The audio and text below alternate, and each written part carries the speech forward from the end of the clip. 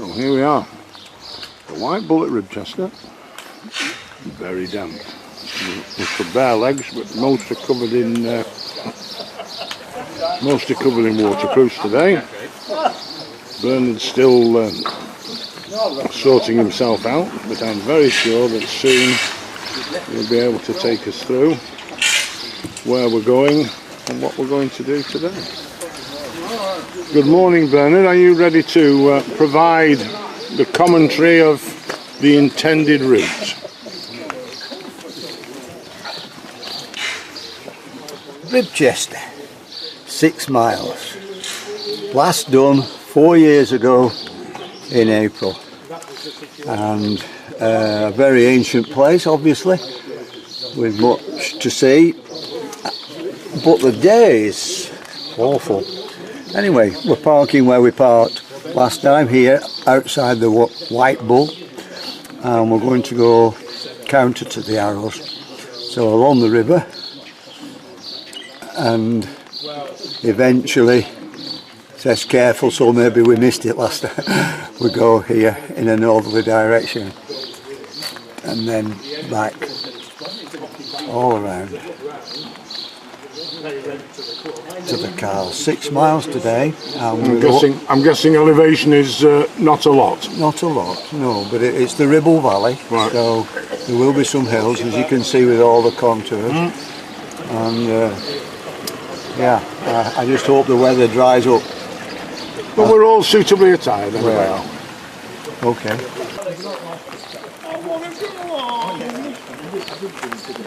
So it is damp, but it's not the sort of day that you want to be doing that, I don't think. Really stuck up on a roof scaffolding. It's very damp. There's only Keith with his bare legs and wet trousers. No, I've got bare legs here. We've got the bare legs. I know. And outside the White Bull is all the old mountain blocks, and it's fascinating to see the wear that there is. All those stones. I could tell some tales. So here we are, the River Ribble, running through Ribchester. We're heading off towards the Roman Museum. There's the old school with the Roman bathhouses that way. Certainly didn't need a bathhouse on today. Coming out of the village, and we're still attired for wet weather, but at the moment it's just slowing down is the rain. So what have we got today? I think there's 11 or 12 on. Lovely colours. Thank you, Ken. Everybody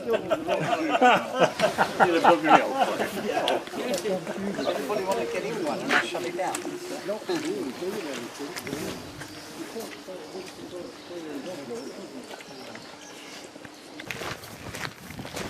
We go left here down to the river. So we've just trotted along a couple of farm tracks, and now we're heading back to the river, which is just over there. You can just see the far banks of it now. Somebody's got some decent logs here.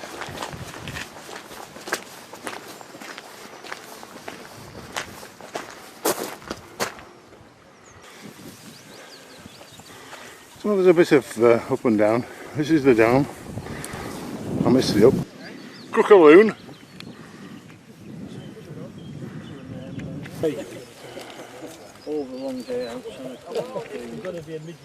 Yeah, we are, just a little break for a break. And Alan's got one as well. Looks like Ken Brown's auditioning for a place with the two Ronnies. Yeah. Looking over the fence. There's the other Ronnie, we're next to him. Les Dawson and Ada. Cheshire.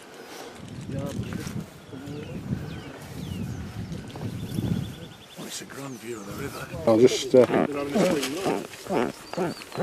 Bernard's now just going to talk us through a little bit of the history of the Roman fort and what there is at Ribchester. It was built in 79 AD at the intersection of the major roads from the west coast to York, from Manchester to Carlisle, and it occupied a position of vital strategic importance for at least 300 years. It was the greatest Roman fortress in Lancashire, estimated to have covered about 6 acres of ground, a large proportion of the site now underneath the church and the churchyard. The fort's name suggests that retired Roman soldiers were allowed to live here on a pension.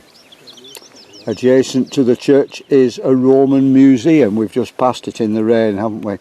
Excavated in 1927, containing many relics, and nearby on the river there's a Roman bathhouse which was partially excavated in 1927. The porch of the White Bull pub is supported by Roman Doric pillars, reputed to have once formed part of a temple. We've parked right outside, haven't we? Following the withdrawal of Roman forces in the 5th century, the fort was plundered and burnt by barbarous tribes from Morecambe. No, it doesn't say that, sorry. The Normans should be from Yorkshire. From Yorkshire. The Normans built a village here, recorded in the Domesday Book as Ribchester, only for Robert the Bruce and his marauding Scots to knock it down again.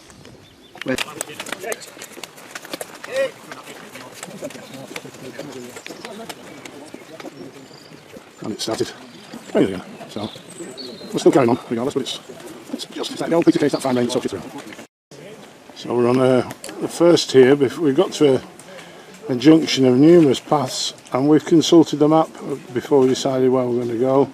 The mapless ones have decided that that's the way to go down that road. Those with the maps are going the right way up that one. And we'd seen the smoke before. Don't worry folks, it's not the car that's on fire. That was the smoke that we could smell before when we were on the coffee stop, and it's a fair old fire, is that?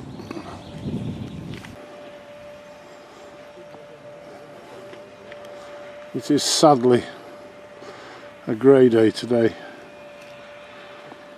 It'll be a bit warmer over there. It's not too bad heat wise, but it's a bit dismal unfortunately. If it weren't, there'd be some belting views around here. But we've moved away from the Ribble, which is down at the bottom there, and we're heading north now. Come in number 98. Look at this. Look at this little tiny one here and that one there. I mean, what's the difference in that, a month? Well, it might be that was a single and the other was Well, yeah. Yeah, it might be that. Yeah. It's that time of year, it's even more on than last week. It's all wild garlic, this. So I haven't quite got the smell. I think that tends to come when the blossoms have gone, but it's, look at it, beautiful. You'll not capture this.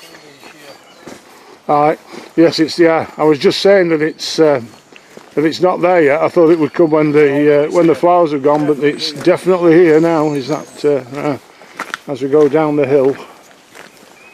It's lovely, lovely. What a lovely smell. So we're just looking for somewhere for lunch now. We've come across this farm. It's still raining, or raining on and off. So we're going in here to have a look, but I'm just going to be a bit wary really. If you read that. Beware free, or well, beware. It looks like they've taken the chunk out of the top one. Free range dogs. So we'll see anyway. So we're going in here. Bernard's asked, and I don't know whether he's got permission, but we're making our way into some sort of shelter, I think.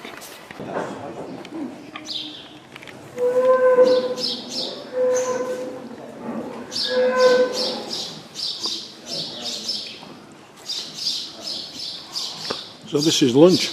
No, not those. I'm not going to knock any of them off. But this is where we're parked ourselves for lunch. At least it's dry. Aroma's interesting, but it's good. So we're back in the fresh air, out of the couches. We're going on after lunch now. I think I've crossed some styles today. This is the first one we've had to go over because there's no gate alongside. And that's the farm where we're very kindly allowed to sit in the barn for lunch and share it with the cows. Like I say, we're back out in the fresh air now. So here's a bit of descent. I'm sure there'll be some ascent coming after this. We're heading downhill now through the woods. I haven't a clue where this is going to take us, but yeah, we just hear a little bit of water down the bottom. There's obviously going to be some water down here. Where it takes us, I don't know. But we're out of the green fields. We've got at least something to look at and a bit different than green fields and grey sky. No. It's alright, no. Take a photograph of the bridge and Norman will move everybody onto the bridge.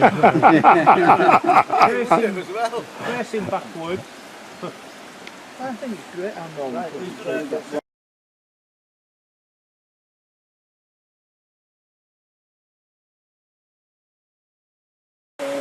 And this, for all you Fools and Horses fans, is called Boyce's Brook. Presumably it runs into the Ribble, and so we're heading alongside Boyce's Brook, keeping the fields, not going up the hills yet, and we're past halfway now anyway, but it's warm, very humid, but still rain coming down. I'm getting better at that side of this anyway. So after the wall of white garlic flowers this morning, you can't quite see this very well here. I'm hoping we'll get it better later. But there's some beautiful, beautiful bluebells. Height of the bluebell season. And I've just had a call that they're better further on, so I'll walk around this floppy tree. It's probably been here some time. Let's see, there they are. Lovely, look at that. Purple carpet. Beautiful. All the way along there. So here, we start at Boyce's Brook with the wild garlic. And then just climb up the slope to that lovely carpet of purple there. And the bluebells.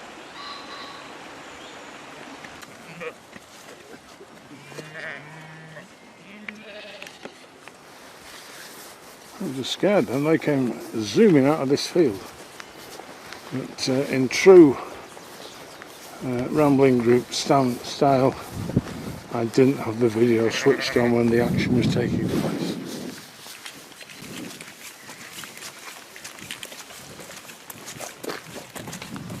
I think we're well on our way back towards the start point now.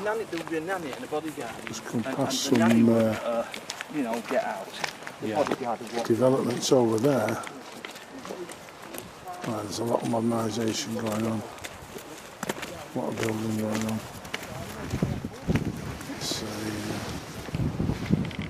It's part of the world, the Ribble Valley. And finally, even though it's grey and there are wispy clouds, finally it's stopped raining. And I don't think anybody's going to take the waterproofs off yet because we're not far off back. There we go, a little Desres. We could have had lunch in that.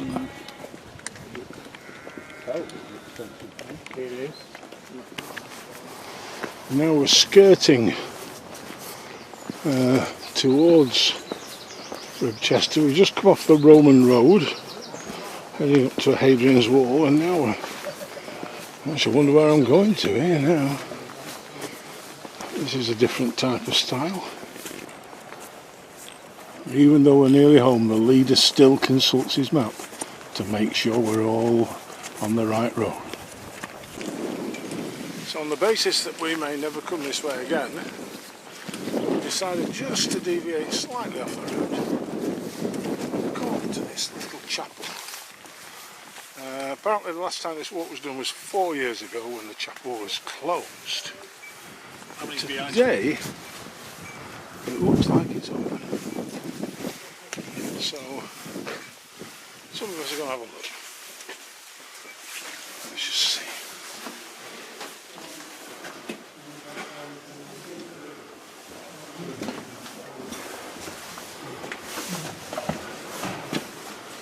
Oh gosh.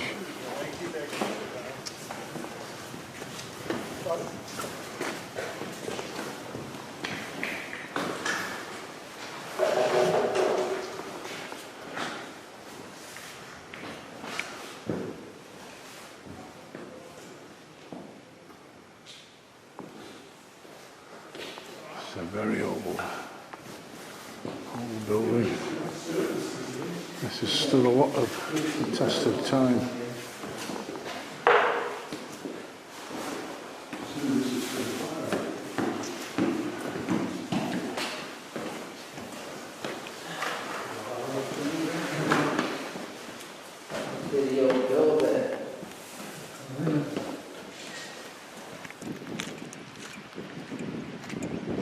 So at last, as we leave the little church alone, and so look, we've got some blue sky.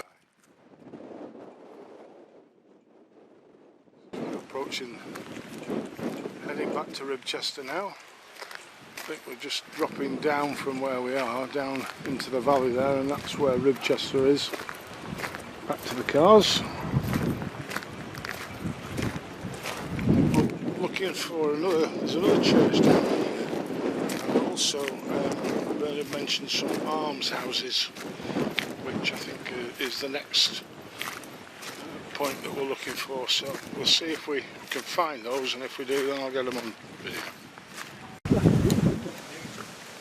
So next to this well is, as we said before, just heading down towards these 5 almshouses, which were given to nuns, members of the Catholic Church.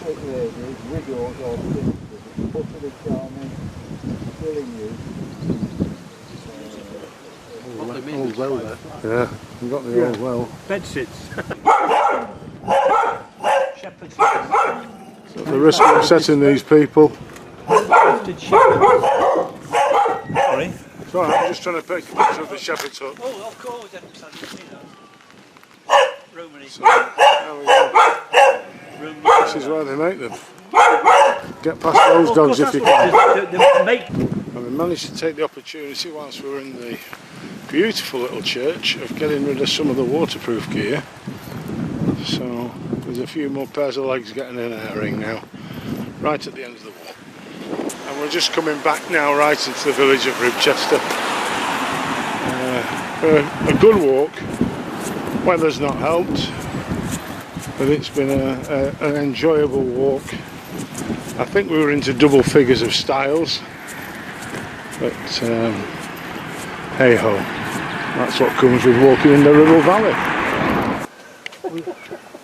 So we're back in Ribchester, and we're heading to the Roman bathhouse, which is on here. Thank goodness for archaeologists who can identify it as such, because nothing much to help us with it. Well, Stephen thinks he's found a well.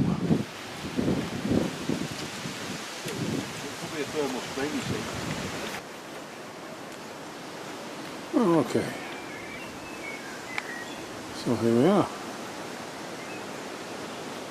The bathhouse foundations. It was a well over there that Stephen found, but it's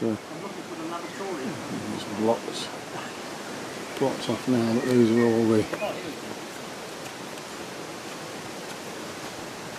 all the foundations and the buildings of the well, of the bath, and that was the well over there.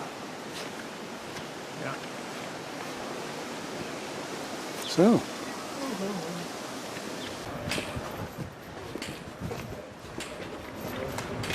and then here we are back at the White Bull.